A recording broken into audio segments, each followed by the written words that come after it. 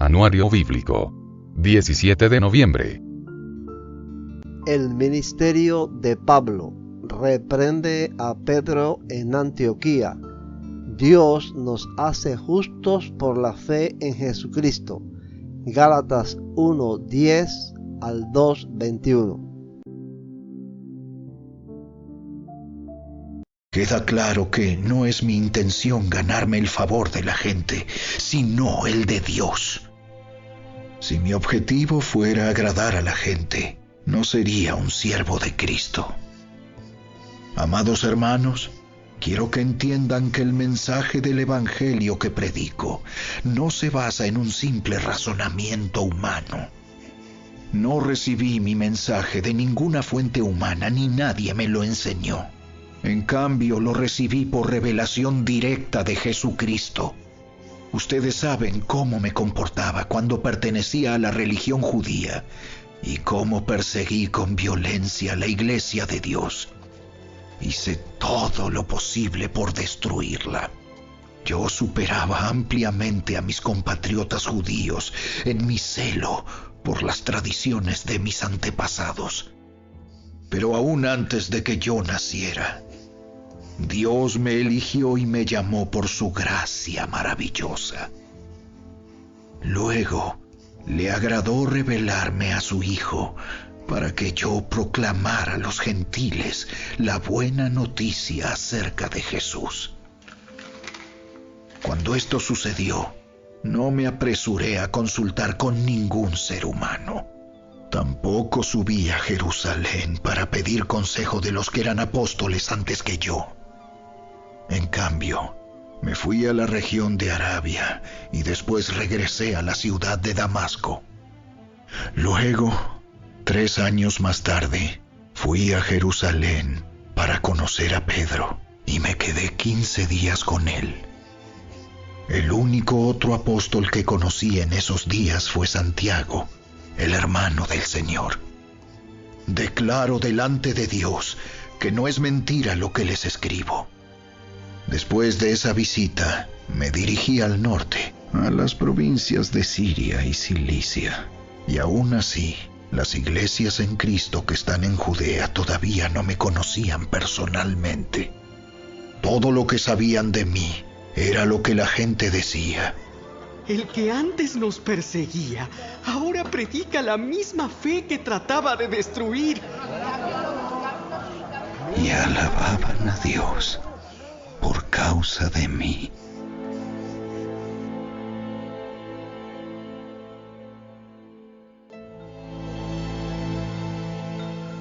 Luego, 14 años más tarde, regresé a Jerusalén, esta vez con Bernabé, y Tito también vino. Fui a Jerusalén porque Dios me reveló que debía hacerlo. Durante mi tiempo allí, me reuní en privado con los que eran reconocidos como los dirigentes de la iglesia y les presenté el mensaje que predico a los gentiles. Quería asegurarme de que estábamos de acuerdo, porque temía que todos mis esfuerzos hubieran sido inútiles y que estaba corriendo la carrera en vano. Sin embargo, ellos me respaldaron y ni siquiera exigieron que mi compañero Tito se circuncidara, a pesar de que era griego. Incluso esa cuestión surgió solo a causa de unos supuestos creyentes, en realidad falsos, que se habían infiltrado entre nosotros. Se metieron en secreto para espiarnos y privarnos de la libertad que tenemos en Cristo Jesús, pues querían esclavizarnos y obligarnos a seguir los reglamentos judíos. Pero no nos doblegamos ante ellos, ni por un solo instante. Queríamos preservar la verdad del mensaje del Evangelio para ustedes. Los líderes de la iglesia no tenían nada que agregar a lo que yo predicaba. Dicho sea de paso, su fama de grandes líderes a mí no me afectó para nada, porque Dios no tiene favoritos. Al contrario, ellos comprendieron que Dios me había dado la responsabilidad de predicar el Evangelio a los gentiles, tal como le había dado a Pedro la responsabilidad de predicar a los judíos. Pues el mismo Dios que actuaba por medio de Pedro, apóstol a los judíos, también actuaba por medio de mí, apóstol a los gentiles. De hecho, Santiago, Pedro y Juan, quienes eran considerados pilares de la iglesia, reconocieron el don que Dios me había dado y nos aceptaron a Bernabé y a mí como sus colegas.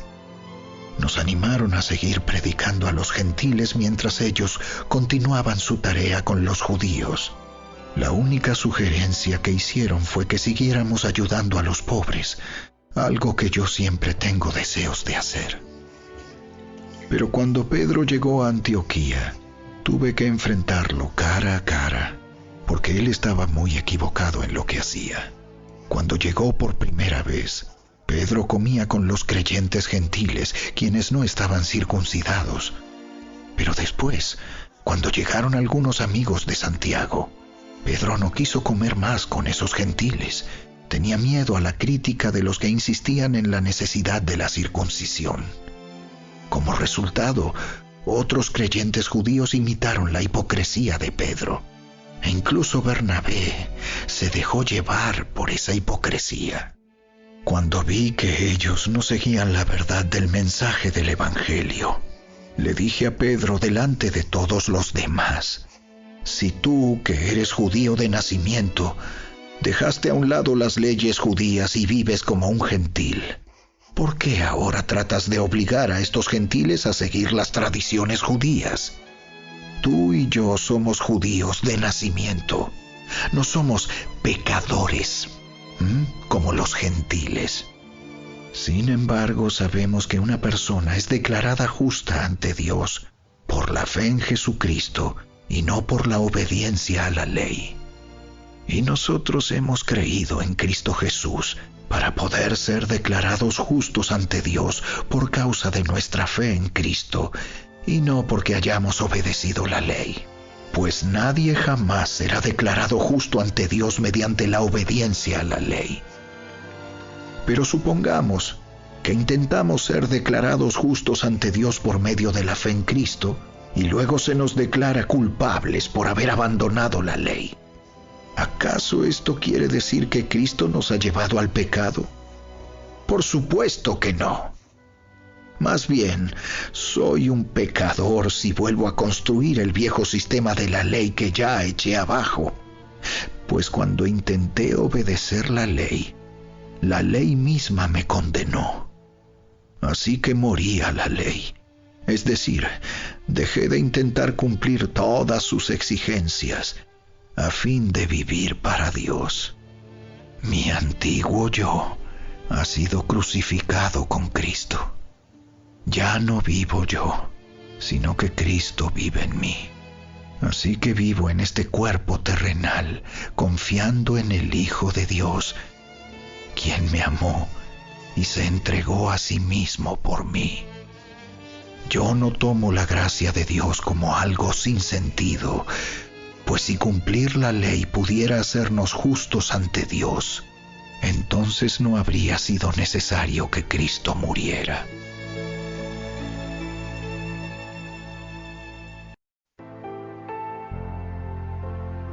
El Espíritu se recibe por la fe, el pacto de Dios con Abraham, el propósito de la ley.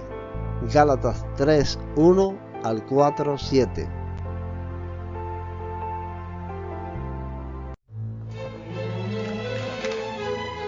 ¡Ay, Gálatas tontos! ¿Quién los ha hechizado? Pues el significado de la muerte de Jesucristo se les explicó con tanta claridad, como si lo hubieran visto morir en la cruz. Déjenme hacerles una pregunta. ¿Recibieron al Espíritu Santo por obedecer la ley de Moisés? ¡Claro que no! Recibieron al Espíritu porque creyeron el mensaje que escucharon acerca de Cristo. ¿Será posible que sean tan tontos? Después de haber comenzado su nueva vida en el Espíritu, ¿por qué ahora tratan de ser perfectos mediante sus propios esfuerzos? ¿Acaso han pasado por tantas experiencias en vano? No puede ser que no les hayan servido para nada. Vuelvo a preguntarles, ¿acaso Dios les da al Espíritu Santo y hace milagros entre ustedes porque obedecen la ley? Por supuesto que no. Es porque creen el mensaje que oyeron acerca de Cristo. Del mismo modo, Abraham le creyó a Dios y Dios lo consideró justo debido a su fe. Así que los verdaderos hijos de Abraham son los que ponen su fe en Dios. Es más, las Escrituras previeron este tiempo en el que Dios declararía justos a los gentiles por causa de su fe. Dios anunció esa buena noticia a Abraham hace tiempo, cuando le dijo: Todas las naciones serán bendecidas por medio de ti. Así que todos los que ponen su fe en Cristo participan de la misma bendición que recibió Abraham por causa de su fe. Sin embargo, los que dependen de la ley para hacerse justos ante Dios están bajo la maldición de Dios. Porque las Escrituras dicen: maldito es todo el que no cumple ni obedece cada uno de los mandatos que están escritos en el libro de la ley de Dios. Queda claro, entonces, que nadie puede hacerse justo ante Dios por tratar de cumplir la ley, ya que las Escrituras dicen: es por medio de la fe que el justo tiene vida. El camino de la fe es muy diferente del camino de la ley, que dice: es mediante la obediencia a la ley que una persona tiene vida. Pero Cristo nos ha rescatado de la maldición dictada en la ley. Cuando fue colgado en la cruz, cargó sobre sí la maldición de nuestras fechorías. Pues está escrito: maldito todo el que es colgado en un madero. Mediante Cristo Jesús, Dios bendijo a los gentiles con la misma bendición que le prometió a Abraham, a fin de que los creyentes pudiéramos recibir por medio de la fe al Espíritu Santo prometido. Amados hermanos, el siguiente es un ejemplo de la vida diaria. Así como nadie puede anular ni modificar un acuerdo irrevocable, tampoco en este caso. Dios ha dado las promesas a Abraham y a su hijo. Y noten que la Escritura no dice a sus hijos, como si significara muchos descendientes. Más bien dice a su Hijo. Y eso sin duda se refiere a Cristo. Lo que trato de decir es lo siguiente: el acuerdo que Dios hizo con Abraham no podía anularse 430 años más tarde, cuando Dios le dio la ley a Moisés, porque Dios estaría rompiendo su promesa. Pues si fuera posible recibir la herencia por cumplir la ley, entonces esa herencia ya no sería el resultado de aceptar la promesa de Dios. Pero Dios, por su gracia, se la concedió a Abraham mediante una promesa. Entonces, ¿para qué se entregó la ley? Fue añadida a la promesa para mostrarle a la gente sus pecados. Pero la intención era que la ley durara solo hasta la llegada del Hijo prometido. Por medio de ángeles, Dios entregó su ley a Moisés, quien hizo de mediador entre Dios y el pueblo. Ahora bien, un mediador es de ayuda si dos o más partes tienen que llegar a un acuerdo. Pero Dios, quien es uno solo, no usó ningún mediador cuando le dio la promesa a Abraham. ¿Hay algún conflicto entonces entre la ley de Dios y las promesas de Dios? De ninguna manera. Si la ley pudiera darnos vida nueva, nosotros podríamos hacernos justos ante Dios por obedecerla. Pero las Escrituras declaran que todos somos prisioneros del pecado. Así que recibimos la promesa de libertad que Dios hizo únicamente por creer en Jesucristo. Antes de que se nos abriera el camino de la fe en Cristo, estábamos vigilados por la ley. Nos mantuvo en custodia protectora, por así decirlo, hasta que fuera revelado el camino de la fe. Dicho de otra manera, la ley fue nuestra tutora hasta que vino Cristo. Nos protegió hasta que se nos declarara justos ante Dios por medio de la fe. Y ahora que ha llegado el camino de la fe, ya no necesitamos que la ley sea nuestra tutora, pues todos ustedes son hijos de Dios por la fe en Cristo Jesús. Y todos los que fueron unidos a Cristo en el bautismo se han puesto a Cristo como si se pusieran ropa nueva. Ya no hay judío ni gentil, esclavo ni libre, hombre ni mujer, porque todos ustedes son uno en Cristo Jesús. Y ahora que pertenecen a Cristo, son verdaderos hijos de Abraham, son sus herederos, y la promesa de Dios a Abraham les pertenece a ustedes.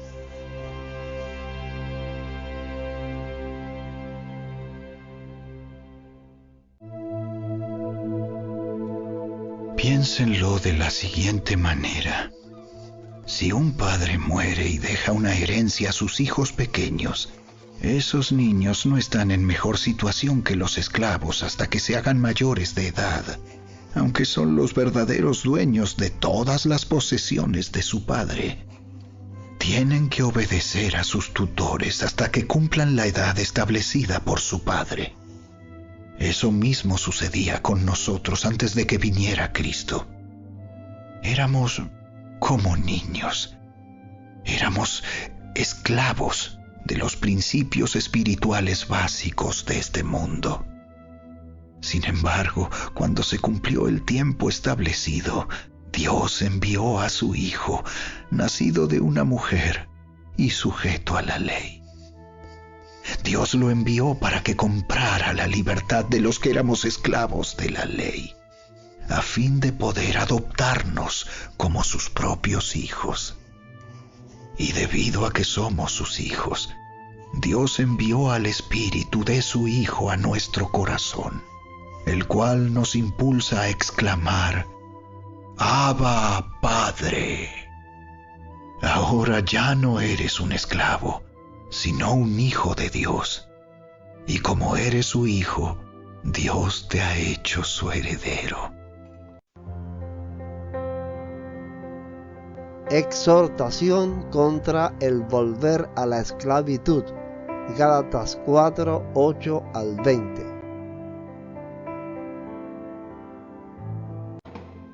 Antes de conocer a Dios, ustedes los gentiles eran esclavos de los llamados dioses que ni siquiera existen. Así que ahora que conocen a Dios, o mejor dicho, ahora que Dios los conoce a ustedes, ¿por qué quieren retroceder y convertirse otra vez en esclavos de los débiles e inútiles principios espirituales de este mundo?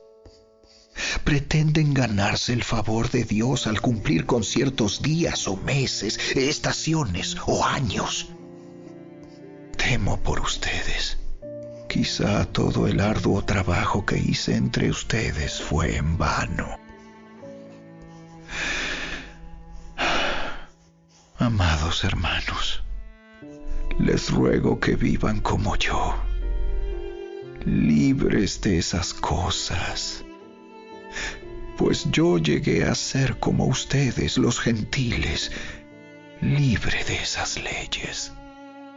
Ustedes no me trataron mal cuando les prediqué por primera vez. Sin duda, recordarán que yo estaba enfermo la primera vez que les llevé la buena noticia. Aunque mi condición los tentaba a no aceptarme, ustedes no me despreciaron ni me rechazaron. Todo lo contrario, me recibieron y me cuidaron como si yo fuera un ángel de Dios o incluso el mismo Cristo Jesús. ¿Dónde ha ido a parar el espíritu de alegría y de gratitud que antes tenían?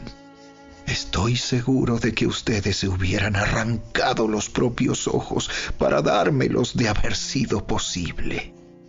¿Acaso ahora me volví su enemigo porque les digo la verdad? Esos falsos maestros están muy ansiosos de ganarse el favor de ustedes, pero sus intenciones no son nada buenas. Lo que quieren es aislarlos de mí para que ustedes solo les presten atención a ellos. Si alguien quiere hacer cosas buenas por ustedes, no hay ningún problema, pero que lo haga en todo tiempo, no solo cuando estoy con ustedes. Oh, mis hijos queridos. Siento como si volviera a sufrir dolores de parto por ustedes. Y seguirán hasta que Cristo se forme por completo en sus vidas.